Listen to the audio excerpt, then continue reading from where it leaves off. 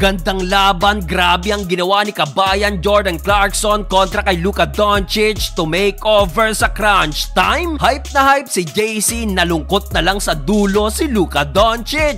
So Utah Jazz kontra sa Dallas Mavericks na walang Kyrie Irving due to shoulder strain injury. Pero no problem dahil mainit na binuksan ni Luka Doncic at Klay Thompson ng kanilang opensa matapos kumana ng early combined 13 points. Ginagawang asintahan lang ni Luka ang rookie ng Utah Jazz. Jordan Clarkson naman sala pa ang unang pukol beyond the arc pero binawi naman agad dyan ni JC sa kanyang floater. Luka Doncic natawa na lang, pasok na sana ang kanyang 3-point shot kaso tumama naman sa ibabaw ng board. Well, bukod kay Luka, Thompson, mainit din si Quentin Grimes na agad nagtala ng 8 straight points shooting 3 of 3 sa field. So far, buhat naman ni John Collins ang Utah Jazz sa kanyang 9 points including itong corner 3-pointer na nagbaba sa kalamangan ng Dallas Mavericks. Klay Thompson to Daniel Gafford, alley-oop dunk pero Jordan Clarkson sumagot ng driving layup 28-27 end up opening frame. Second quarter, Colin Sexton at Jordan Clarkson kumana ng back-to-back 3-pointer. Well, dahil dyan umabante na ng 5 points ang home team na binasag na lang ng two-handed dunk ni Marshall. Binuli pa ni Luka Doncic sa play na to si JC, may pabaon pang stare down. Klay Thompson off the bench, offense to defense, back-to-back 3-pointer. Nilockdown pa ni Captain Klay ang player na to ng Utah Jazz. Pakitang gilas naman itong second rounder pick na si Kyle Filipowski na hindi pa nagmiminti, shooting 6 of 6 sa field sa kanyang 13 points. Yun nga lang at inangasan itong rookie na to ni Marshall matapos makuha na ng end one sa play na to. Klay Thompson at the corner, patay ang butike, butit na putback yan ni Gafford to end the first half 64-61. Start of the third quarter, Luka Doncic at Klay Thompson muling binuksan ng quarter na to sa kanilang combined 7 straight points pero nabura agad dyan dahil sa counter 10 tutura ng Utah Jazz. 6 na puntos dyan galing naman kay Lauri Markkanen. Nag-walkout pa si Dereck Lively matapos makuha ang kanyang napakaagang 5th personal foul. Grabing momentum ang nakuha ng Utah Jazz sa quarter na to at dahil sa rhythm 3-pointer ni Jordan Clarkson, pumalo na ang kanilang lamang sa double digit. Hype na hype si JC. After nyan, Jaden Hardy, grabe ang ginawa kay Keyonte George, pinosterize at pinabaunan pa ng stare down. Pero bukod dyan, halos si Luka na ang gumawa para sa Dallas. Yun nga lang, baon pa rin sila ng double digit lead 99-85. Fourth and final quarter, magkakagulo pa ng magkapisikalan si Maxi Kleber at Eubanks. Pero dito yung 14-point lead ng Utah Jazz mabilis na naibaba sa pito ng Dallas Mavericks 94-101. Kaso Jordan Clarkson binasag ang run na yan sa kanyang contested buzzer beater 3-pointer. Halfway mark nang muling makagawa ng run ng visiting team sa panguna ni Marshall at dito under 4-minute mark na ibaba muli sa tatlo ng Dallas ang lamang ng Utah Jazz 106-103. Kaso heto na naman si Jordan Clarkson, binasag na naman yan sa kanyang Eurostep sabay floater. Pero grabing sagot ang ginawa ni Luka Doncic, cold-blooded wing 3-pointer na nasundan pa ng alley-oop